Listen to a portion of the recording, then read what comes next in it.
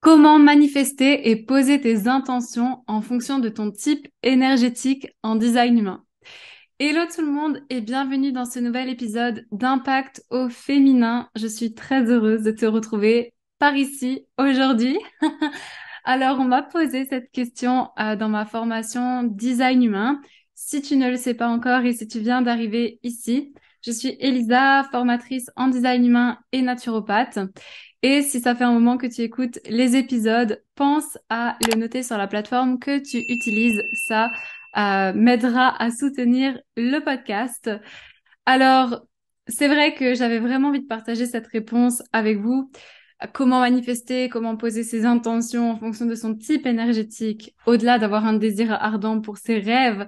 Voilà, si tu ne sais pas encore ce que c'est le design humain, je t'invite à aller voir les autres vidéos sur ma chaîne ou sur mon podcast. Tu trouveras vraiment des pépites de vidéos au sujet du design humain. Et aujourd'hui, on va vraiment parler, voilà, des 4 types énergétiques et comment ils peuvent manifester. Donc, ce que je vous propose, c'est de rentrer dans l'épisode sans plus attendre. Alors, avant de commencer, reprenons les bases. Ton type, c'est ton aura. Le type énergétique en design humain, c'est la manière, dont tu rayonnes ton énergie. Comment est-ce que tu peux la respecter, hein? Je te rappelle que tu peux voir ton type énergétique en calculant ta carte gratuitement sur mon site internet. Donc, tu vas retrouver les générateurs manifesteurs, les projecteurs, les manifesteurs et les réflecteurs. Tout ça, ce sont des types énergétiques. Et quand tu connais ton type, tu peux connaître énormément de choses de ta personne. Va voir mes autres vidéos encore une fois. Donc, on va commencer à parler de la famille des générateurs. On me pose aussi souvent cette question, Elisa, mais il y a 5 types en fait, générateurs et générateurs manifesteurs. Alors, dans le design humain de base, selon Ra, le créateur, il y a 4 types énergétiques. Il y a la famille des générateurs avec les générateurs et les générateurs manifesteurs. C'est un peu comme si je vous disais, il y a la famille des fruits et dans les fruits, tu as les cerises et les kiwis. Là, c'est un peu pareil, d'accord? Du coup, tu as cette famille-là des générateurs, bien que tu aies énormément de choses qui diffèrent entre le générateur pur et le générateur manifesteur, hein, attention. Tu as les projecteurs, les manifesteurs et les réflecteurs. Donc, on va commencer par la famille des générateurs, comment faire pour s'aligner et manifester. Déjà, on sait que le générateur, il a une aura qui est ouverte, qui est enveloppante, qui attire la vie à lui. Donc, par expérience en tant que générateur pur, la clé pour vous, ce sera de vraiment poser vos intentions dans un premier temps sur un papier et de regarder ce qui va se présenter les jours et les semaines à venir pour répondre vraiment à la vie. Parce que quand vous allez sur Internet et que vous regardez le générateur ne peut pas initier, en réalité, le mot initier n'a pas été très bien choisi parce que on initie tous des actions. Moi, là, je suis générateur et je vous initie un épisode de podcast. Mais pourquoi est-ce que j'initie cet épisode de podcast? Parce qu'on m'a posé cette question dans ma formation. Donc, j'ai répondu à quelque chose d'extérieur qui m'a permis de créer un contenu. OK? Donc, l'idée ici de répondre à la vie, des fois, en tant que générateur, on a des idées, des envies. Et je vais vous donner un exemple, je vais vous raconter une histoire. Il y a 2 ans, je cherchais une assistante virtuelle pour m'aider dans mes tâches au quotidien. Donc, je me disais, j'ai vraiment envie d'avoir une assistante, etc. Donc, bien évidemment, qu'est-ce que j'ai fait? J'ai rédigé une annonce et puis je l'ai postée sur des groupes spécifiques et rien. Et je me disais, mais c'est pas possible. Et si là, j'avais entrepris avec mon mental, de vouloir à tout prix chercher quelqu'un ou à tout prix de répondre à des personnes qui ne me correspondent pas, c'est là où ça aurait été le risque. Par contre, ce que j'ai fait, c'est que j'ai laissé diffuser l'annonce. J'ai regardé les annonces qui se présentaient à moi et même si ça ne me correspondait, oui, ça ne me correspondait pas et que j'en avais besoin tout de suite, c'est pas pour ça que j'allais aller vers la personne. Donc, j'ai vraiment attendu plusieurs mois pour trouver une personne qui est vraiment, la personne, puisque vous savez que maintenant, ça fait 1 an qu'on travaille ensemble. Si vous me suivez de près, vous la connaissez. Mais du coup, ce que je veux expliquer par là, c'est que avant d'être acharnée et de vouloir tout de suite la chose, si la vie ne me l'a pas présentée, si c'est pas rentré dans mon aura, le générateur, il a une aura ouverte et enveloppante. qui attire la vie à lui. Donc la vie rentre dans son aura. Et c'est important que vous jouiez avec votre sacral des choses qui viennent de l'extérieur. C'est pour ça qu'on dit que le générateur répond avec son sacral parce qu'il va son sacral, il va vibrer à des choses qu'il va voir, qu'il va ressentir, et ça vient pas du mental. Voilà, c'est vraiment des choses qui rentrent dans votre aura. Vous promenez dans la rue, vous voyez, je sais pas moi, un restaurant à vendre et vous vous dites, oh tiens, génial.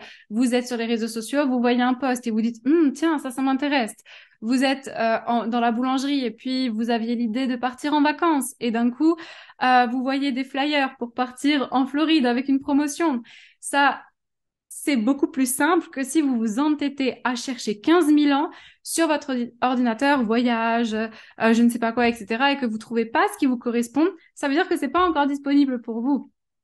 Donc, la clé pour les générateurs, eh bien, c'est vraiment quand vous avez une idée, de la noter, de poser vos intentions et de voir comment ça se présente les jours, les semaines à venir pour pouvoir réellement répondre à la vie. Et c'est ça que j'enseigne à mes élèves aussi dans la formation design humain. Vous savez qu'aujourd'hui, j'ai créé une formation complète sur le design humain, une formation professionnelle. Donc, vous avez 2 formules pour l'intégrer, 2 formules très complètes où vous avez accès aux modules directement après vos inscriptions et vos appels de groupe au coaching collectif.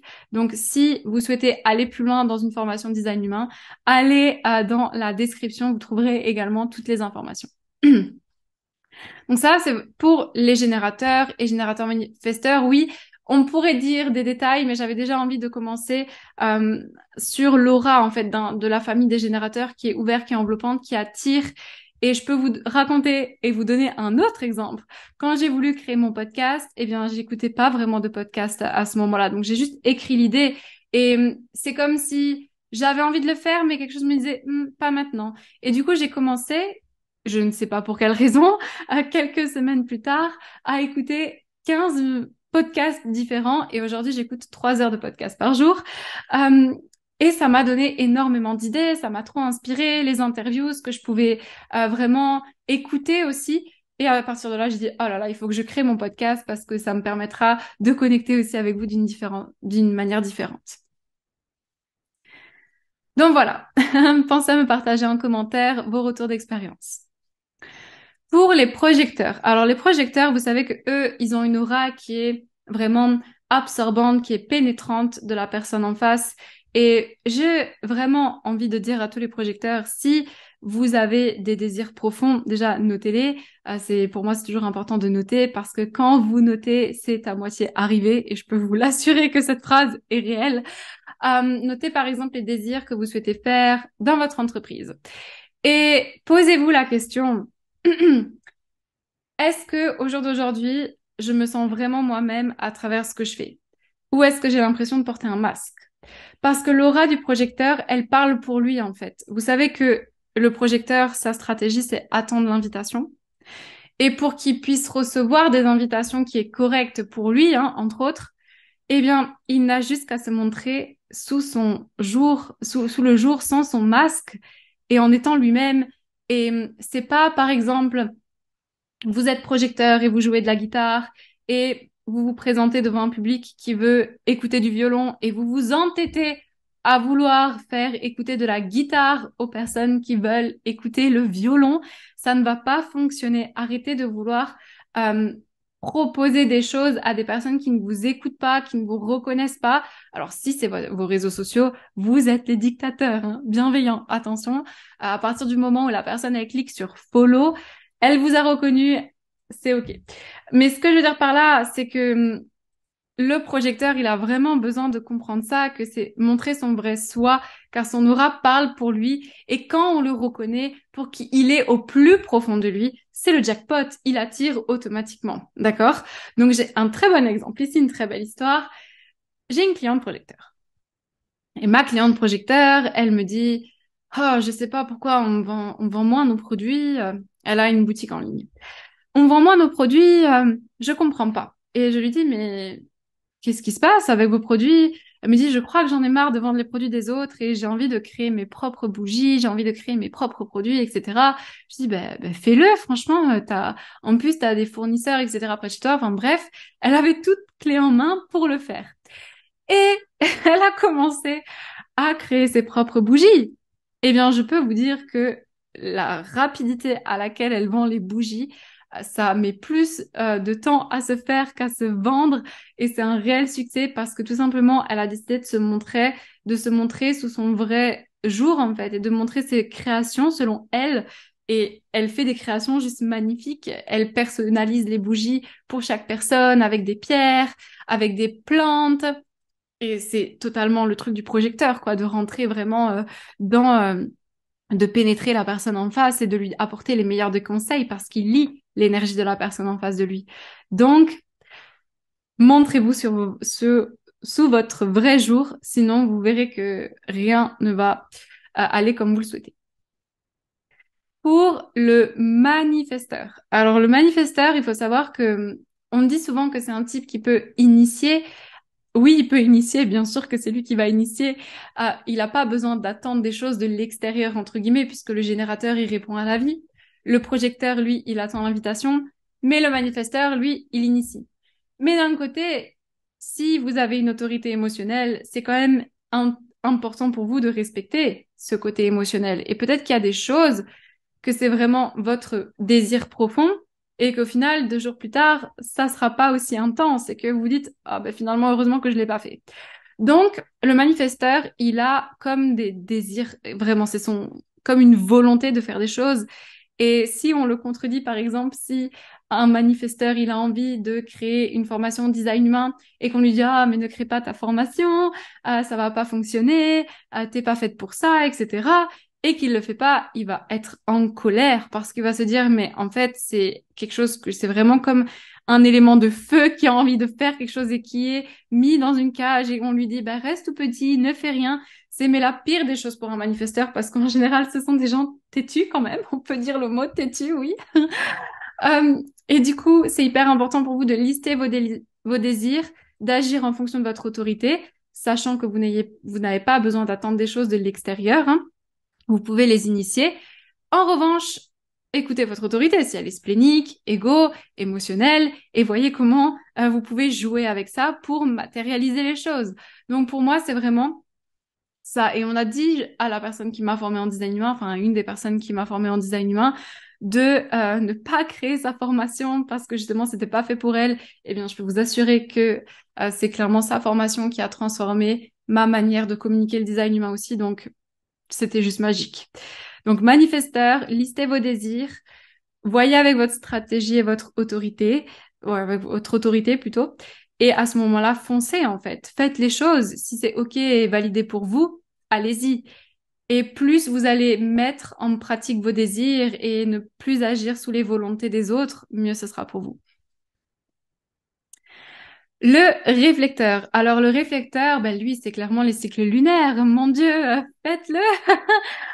Vraiment, vraiment, de poser des intentions quand ils sont seuls dans un espace de sérénité. Vous savez, les réflecteurs, ils ont tout leur centre blanc. Et j'ai une cliente réflecteur qui passait tout son temps avec des entrepreneuses et elle me dit, oh, j'ai envie de lancer mon entreprise. Donc, elle était en reconversion professionnelle. Elle me dit un jour, j'ai envie de lancer mon entreprise.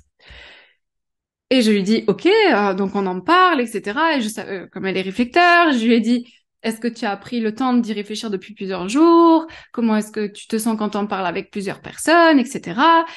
Et est-ce que tu as pensé à cette décision quand tu étais seule, à plusieurs moments, à plusieurs reprises? Et elle me dit, pas vraiment. Donc, l'idée pour le réflecteur, c'est vraiment de poser. Moi, voilà, mais même si vous n'êtes pas réflecteur, les rituels de lune pour moi, c'est juste quelque chose qui a transformé ma vie aussi pour prendre du recul et prendre plus de moments de pause. Mais lors de la nouvelle lune, vous pouvez marquer vos intentions et si elles perdurent avec le temps, ça veut dire que si à la prochaine nouvelle lune, vous voyez qu'elles sont toujours OK pour vous, eh bien à ce moment-là, lancez-vous. Parce qu'il est vrai que ma cliente, au final, m'a dit, finalement, je crois que je préfère trouver un travail d'employé et ne pas être entrepreneuse parce que c'est quelque chose qui me convient. J'ai envie de travailler dans tel et tel domaine. Et au final, c'est la décision fixe sur laquelle elle est restée après plusieurs temps, après avoir vraiment laissé passer le cycle lunaire, parce que vous savez que le réflecteur, il est très sensible à ce qui se passe tous les jours. Donc, comme vous avez tous les centres ouverts, il est parfois possible que vous amplifiez les énergies des autres et que vous pourriez, baser vos décisions inconsciemment sur des influences extérieures. Même si vous êtes conscient de votre design, des fois, c'est important de vous purifier, de retrouver des moments seuls. Donc, oui, oui, oui, connectez-vous au cycle lunaire et faites les rituels de lune, observez votre transit lunaire, entourez-vous de personnes de confiance pour les réflecteurs, afin que vous ayez des personnes avec qui parler pour voir votre ressenti durant tout le cycle. C'est pas des personnes qui vont vous juger ou vous dire «Oh, mais pourquoi est-ce que tu fais ça?» ou essayer de vous donner des leçons. Non, c'est pas pour ça qu'on est là ici. C'est pour parler et voir comment vous sentez la décision en vous. Et après, vous retrouvez seul, puisque il faut aussi que vous vous libérez de toutes les énergies. Donc, est-ce que c'est vraiment vos désirs? Est-ce que c'est vraiment vos intentions? Est-ce que les choses que vous êtes en train de manifester, c'est vraiment ce que vous désiriez parce que voilà, vous vous êtes retrouvé seul, vous avez vraiment fait le point pour vous, vous êtes tout le temps entouré de personnes et vous avez jamais l'occasion de vous retrouver seul. C'est très important de faire de prendre attention à ce point quand on est réflecteur. Et voilà pour cet épisode. Alors, si vous voulez aller plus loin dans le design humain, vous avez la formation que j'ai créée sur les 64 ports du design humain qui est une réelle pépite, une réelle mine d'or parce que vous pouvez voir, eh bien, vraiment vos énergies en profondeur. Et pour moi, les portes, ça apporte tellement de réponses. Et vous allez vraiment comprendre certaines choses de votre personnalité, vos facultés, vos vulnérabilités. Alors, beaucoup de gens vont dire, ouais, mais Isa, moi, je suis débutante. Est-ce que je peux commencer par les portes? Alors oui, tu peux, parce que dans la formation, je reprends les bases, que ce soit les types, les stratégies, les autorités. Tu as un groupe Facebook, j'explique des choses importantes pour que tu puisses commencer à regarder tes portes, qui sont tes potentiels énergétiques, tes facultés, tes vulnérabilités, tes zones de pouvoir, tes zones de chaos. Et à partir du moment où tu rentres dans cette formation, je peux t'assurer que tu en apprends vraiment énormément sur toi. D'ailleurs, c'est même pas moi qui le dis. Vous pouvez aller sur mes réseaux sociaux, sur mon compte Instagram et aller voir les différents retours, les différents témoignages, sur mon site internet aussi, à des personnes qui ont fait la formation. Voilà, voilà. Et d'ailleurs, au moment où je parle, je suis sûre qu'il y a des personnes qui écoutent cet épisode et qui sont dans la formation. Donc, je vous souhaite une lumineuse journée, soirée et je vous dis à très vite pour un nouvel épisode.